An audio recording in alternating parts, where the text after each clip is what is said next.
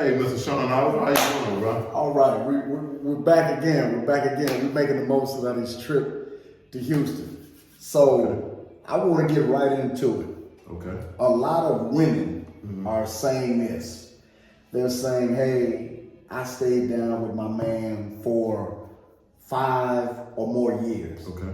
And really a lot of them had done that concerning men who were incarcerated at least 10 years flat. Okay. And they said when they come out, they think that I'm supposed to look the way I used to look, even though I've been visiting them the whole time. I've been putting money on their books the whole time. And so a lot of the ladies are like, well, it seems like I'm not good enough when he comes out, but I was good enough to support it. And on the women's side, quite a few women are saying, hey, listen, I was with a man before I was incarcerated, but it seems like he's changed since I've gotten released. But we were communicating, but the version I'm seeing now is not the version I was getting during my incarceration. What do you have to say about that? So one of the things is, that's an unfortunate thing that we have women standing by men and men standing by women.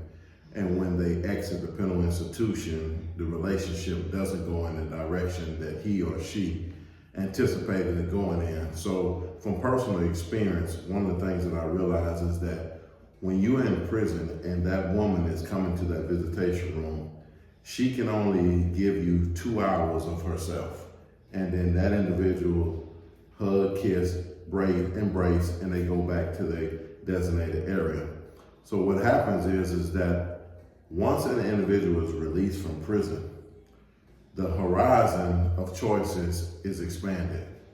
And so it's no different than a woman looking at Facebook, looking at TikTok, looking at Instagram videos, and comparing herself against someone else who's in the gym or maybe physically fit, et cetera, et cetera. So when this man comes out of the penal institution after 5, 10, 15, 20 years, he's exposed to a lot more. So during those years of coming to the visitation room, she was the only thing that he was being exposed to. And so one of the things that men wrestle with the most while they're in prison is being alone.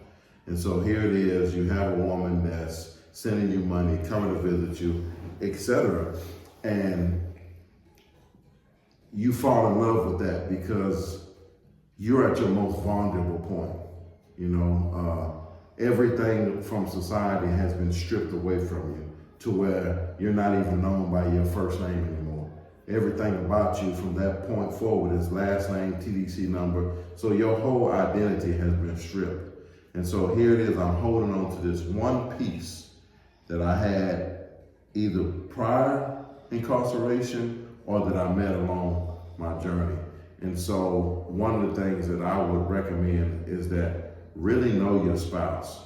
Whenever you have someone who is exiting the penal institution, I would say give them some time, whether it's a male or a female, give them some time to kind of unpack. And the reality of it is that it's not going to look like what it looked like while they was in prison. And so when you say that, I'm gonna act like we're in the barbershop. Okay. And I would have these conversations because I'm not married. I wasn't married during my incarceration, but a lot of my friends were involved or married. And so my thing would always be, what is the content of the conversations? Everything you said is right. But a lot of times the men who get the visits the most, the conversations with their wives or baby mamas or potential mates are really surface level. Absolutely. Meaning there's no, what are your dreams outside of me? And I want to be a truck driver and I want to own a business, or I want to be an entrepreneur. Those are the types of conversations that I believe that if they were delved off into more, then the woman and the man would see we're not a really good fit. Or if we actually discuss body types, meaning you see her, yes, and I'm speaking to the men. If you know this is not your body type, then you need to have these type of conversations, because I've sat in the barbershop and man, I'm gonna be faithful. I'm gonna stick with her. And it's like, bro, when I saw her in visitation, she looks nothing like what you describe or watch on the TV. Have you had this conversation with her? And most of them don't, because just what you said. So my counsel is to anybody watching, if you are having a relationship or beginning a relationship, use those conversations, use those JPays, use those phone calls to really speak about what you want in life. And for the man who's sitting out there, I'm not talking to you to just, you hustling. You just, man, as long as she break me off, I'm okay with it. I'm speaking for men who truly say, this woman or my baby's mama or this other woman that I met since I've been incarcerated, if you begin to really ask her what she really likes about you beyond what she can see. But you have to be willing to have those type of conversations. And the problem is that the woman doesn't really want to have those conversations, and the man doesn't want to have that conversation. So what happens is that the man and woman, they romance this character that really don't exist, because men are at a vulnerable state, true enough, and he's longing for the companionship, but is he willing to unpack some of his fears?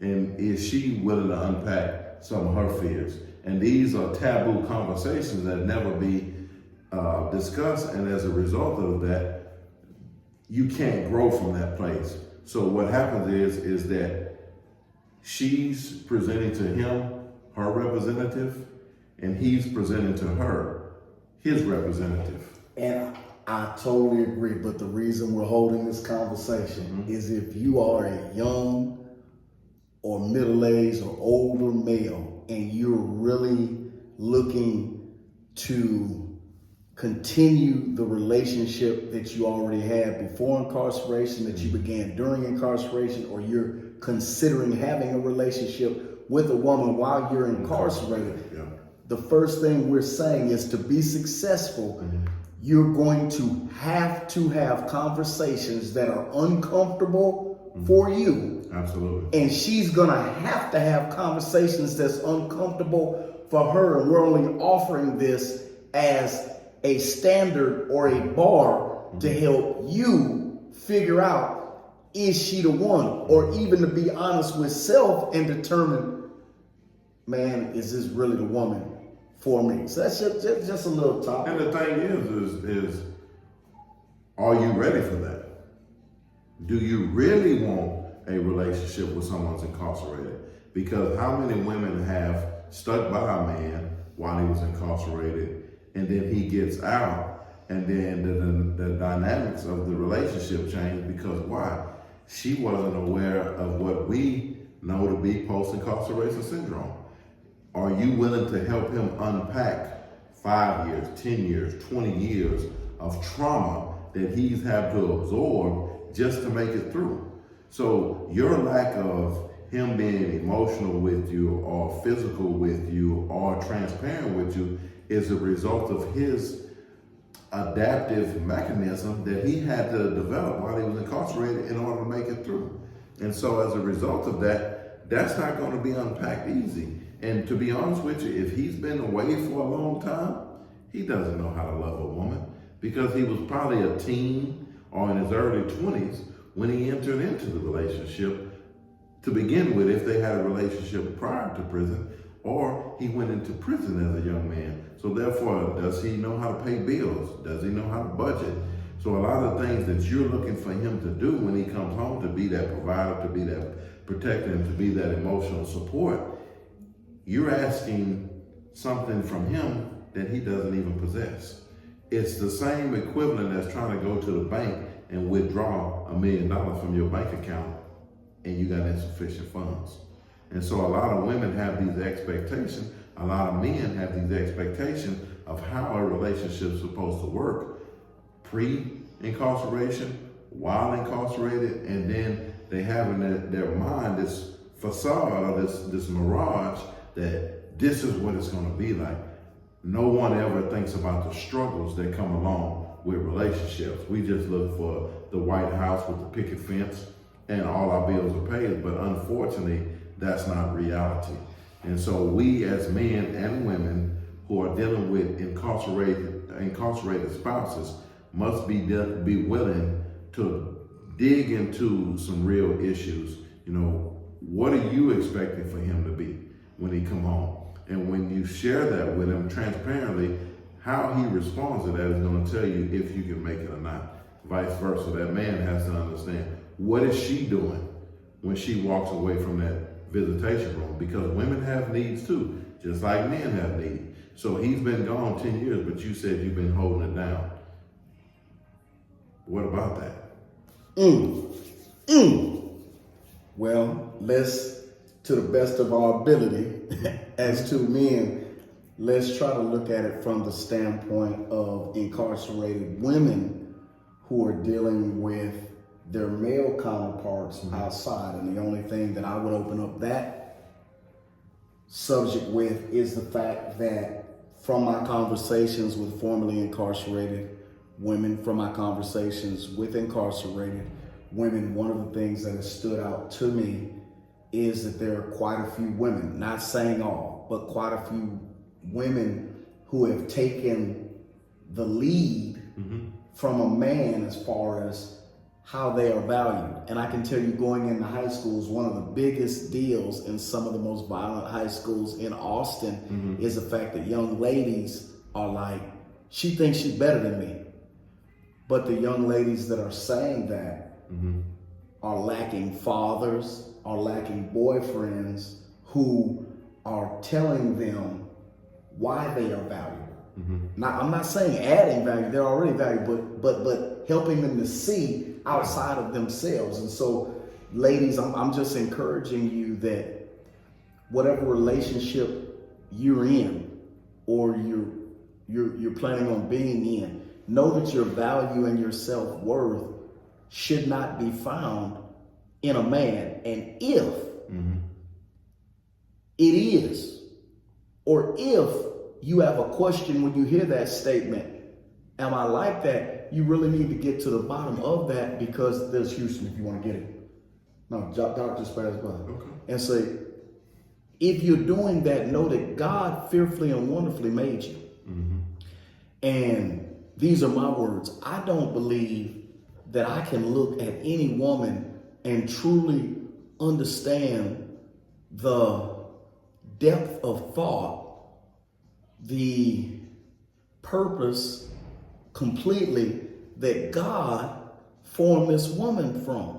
And you say, what are you saying, Albert? I'm saying that any man that you're running into that says that he knows your value, but he does not know God, I question, how can he?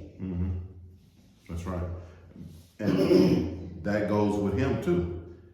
One of the mistakes that a lot of guys make is that they feel like that every woman that passes by their runway is their potential wife. And one of the things that I had to learn in my maturity in counseling men is that every woman that comes into your life is not your potential helpmate. She's not your potential wife. We have a bunch of broken women that need a father figure.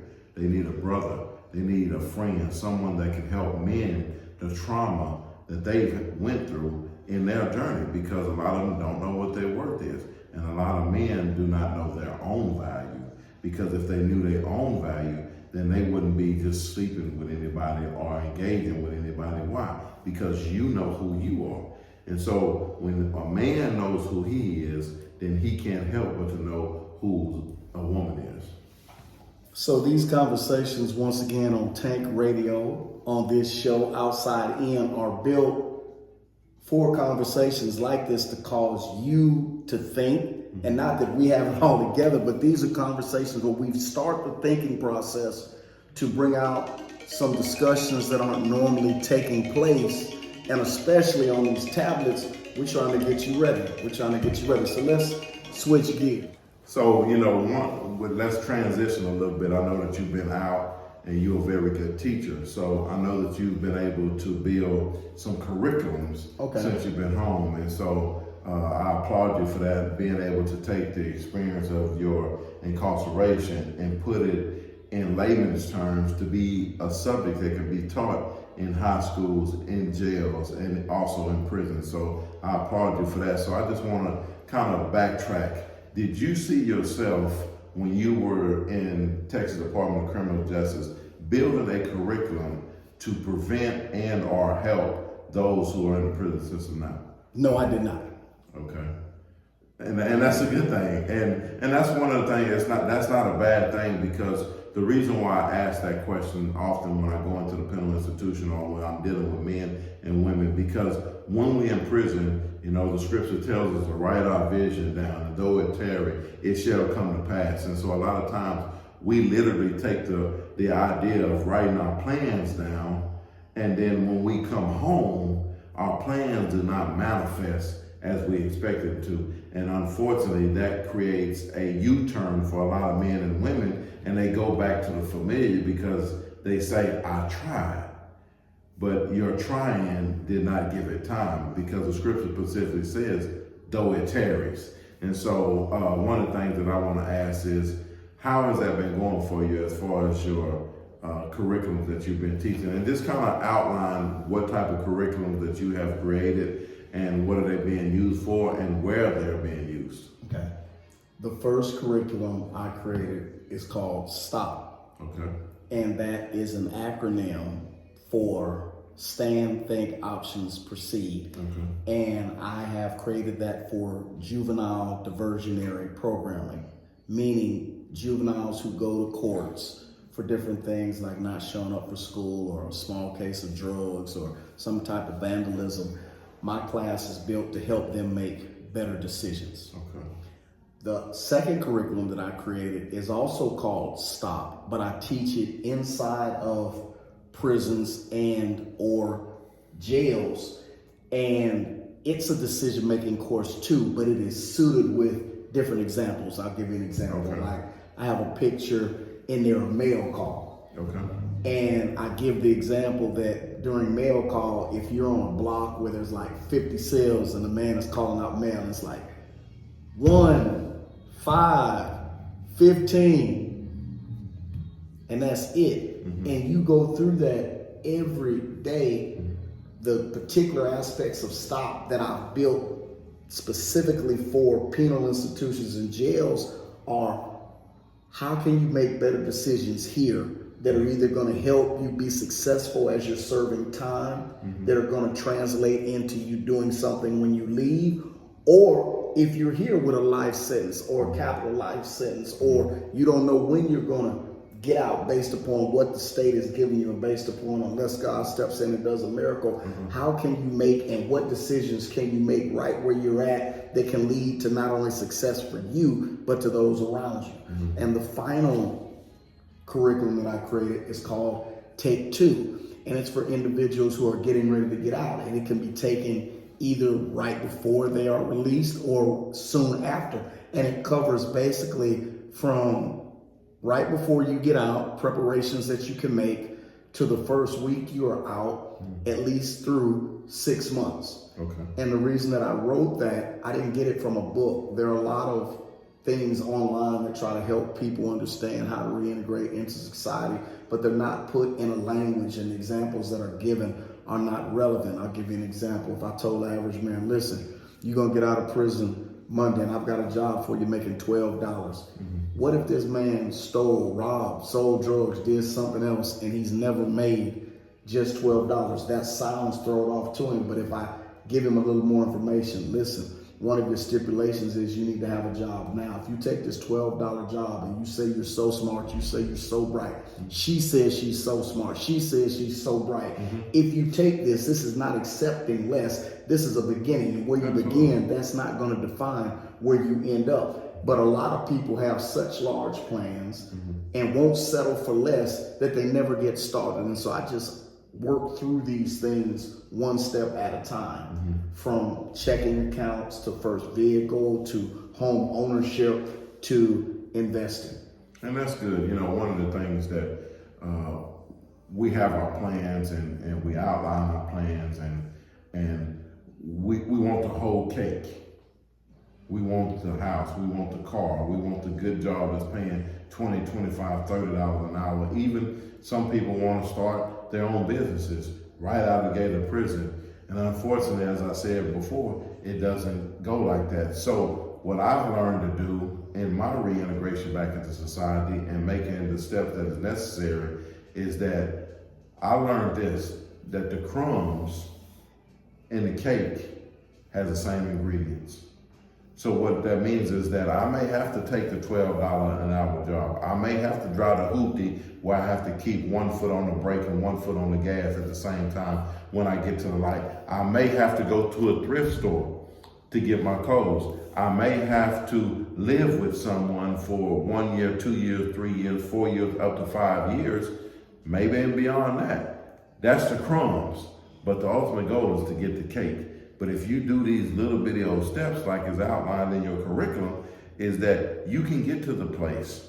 And for me, I had to realize this, is that everyone out here who has their car, has their children, has their marriage, has their house, has the good job, I put it in the metaphor of being on a racetrack. The gun has already been shot 28 years ago.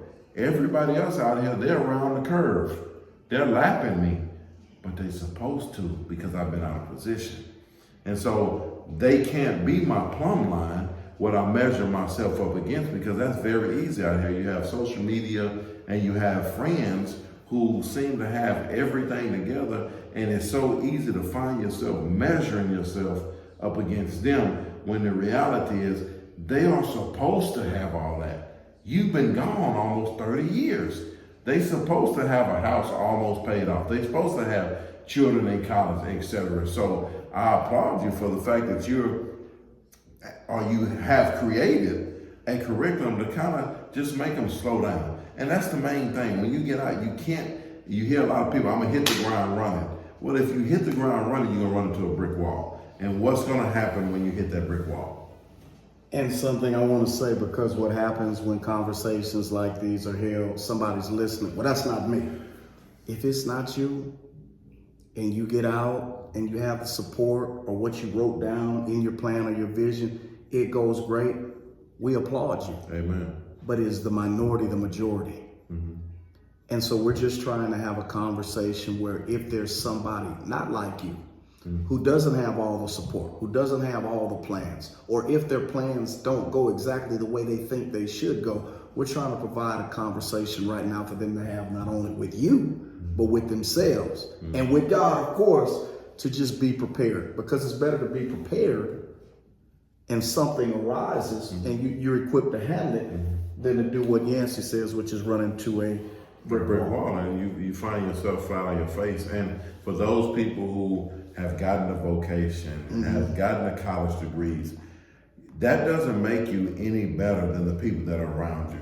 Now, what that does do, it makes you better prepared, because now you have some type of accolades or you have some type of vocational training that whenever you do come out here and you fill out an application, you're able to apply what you invested in yourself while you was incarcerated. And that's my biggest thing. Make sure that you are investing in yourself. The TV is going to come on, the dominoes is going to be there, the scramble, all that's going to be there. But at the end of the time, do not allow yourself to waste time. Because when you get out of here, a lot of those things that you have the opportunity to do right now, you won't have that time out there. Most of the people who are watching this video, I can guarantee you within the 7 days, they've been able to take a nap. When the last time you took a nap?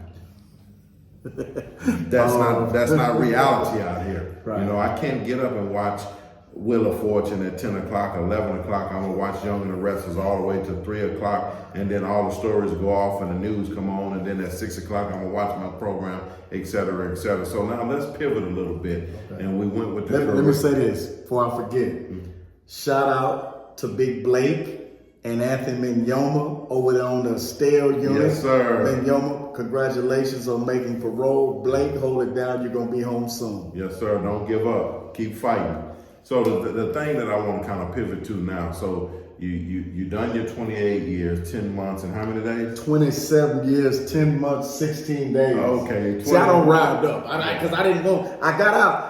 Another testimony. I got out a few months before where I was at. Thought I would. Hey. Amen. Okay. So I don't want to add that. You don't want to add that. No, Okay. So no. 27 years, and so now you didn't see yourself there while you were incarcerated. Mm-hmm. You got out. You writing curriculums, but then kind of like reflect back that it is something that you had done while you was incarcerated that has had the opportunity to materialize since you've been home. So share that with us. I wrote a book. A book? A book called The Servant's Trade. You've already heard about that, but Okay. something that is more up to date about a servant's trade. I've been blessed to attend some different churches out here where something I never expected. Somebody will introduce me to the pastor and we'll be talking and they'll find out about the book and they'll support me, whether it's through purchasing the book or actually, hey, come on up here and tell my congregation about the book. And one reason I'm very proud to present the book because it helps people to understand the Bible. And so everywhere where I've been afforded an opportunity to present the book, A Servant's Trade, I do it with confidence and assurance, knowing that helping someone to understand the Bible, to live it in everyday life, there's nothing wrong with that. And I'll do that all day, all my life long. And that's something I didn't expect. Because when I wrote the book, I was like, man, I don't know how I'm going to get it in people's hands. And pastors have been very helpful. And it's funny that you were incarcerated and wrote a book about helping people better understand the Bible. Yeah. And the Bible that was our instructions for life and that we've learned, the majority of the New Testament was wrote from where? Prison. A prison. And so here it is, you have the servant's trade, and then here it is, Paul and Patmos and some of the darkest prisons that we will ever know, maybe never get a chance. Here it is. Thought about that. Yeah, so here it is from a dark place. And that's my biggest thing is that prison is a dark place, but it's got potential there. The graveyard, a lot of men die before their time, and it's the wealthiest place. Why? Because a lot of men, a lot of women didn't tap into their potential. Gold is discovered where? In a dark place. Diamonds is discovered where? In a dark place. Children are made in what? A dark place. So what am I saying? I'm saying right there where you sit in a dark place, in a penal institution, there's potential in you that you can write down what you're going through right now and use it to educate the people out here. Because guess what? Oliver had 27 years to study the Bible. Albert had 27 years to study the Bible, but the majority of people out here hadn't had that type of time. If you ask them to name you 10 scriptures, they can probably only give you Psalms 23 and John 3:16 because they haven't had the opportunity to study the Bible. So to be able to write a book while you're incarcerated, to put on the mantle of, hey, I have to simplify this for the people who are my audience, regardless of if it was a congregation out here or was the congregation that you were preaching to while you were incarcerated. The end result of both of them is that we want to touch lives and we want to introduce people to Jesus Christ. Shout out, we don't know where you're at, but Isaac Hafford, who, watch this, the first 5 years I was doing my Bible study, all I would do is get it from the Lord, write it on the whiteboard, and one day Ronald Arsenault, he said, say, let me get them notes from about 2 years ago. I said, man, I don't have no notes, man. I got it. I wrote it down. I wrote it on the board, and then I erased it, and that's it. Ronald Arsenault put it on my mind. So you taught a Bible study for 5 years and don't have the notes. And all of a sudden it just pow, hit me, and I was like, oh, man. Isaac, do me a favor. Help me write down these notes, these next, and it ended up being 10 years. And out of these notes, a lot of times I'm able to pull some things that it took me hours upon hours to study. So that was a good analogy. And I mean, what I tell you today, one of the t-shirts that I want to have made. Well, if you tell me the T-shirt, everybody on the tablet gonna know. We're not going to tell it to him now. Okay, I wanted to know. He has a copywritten. Yeah, I have a copywritten, so I can't expose it to you. But one of the things is that I feel like that when we exit this place, everything that God has given us the ability to do, we need to do it, regardless of where you're at. Well, enjoyed you guys today. In closing, want to continue to reiterate to you, decisions like doors lead to places. 6 words. That's why I did that. I'm trying to help you get this. Decisions like doors lead to places. Have a great day. God bless you.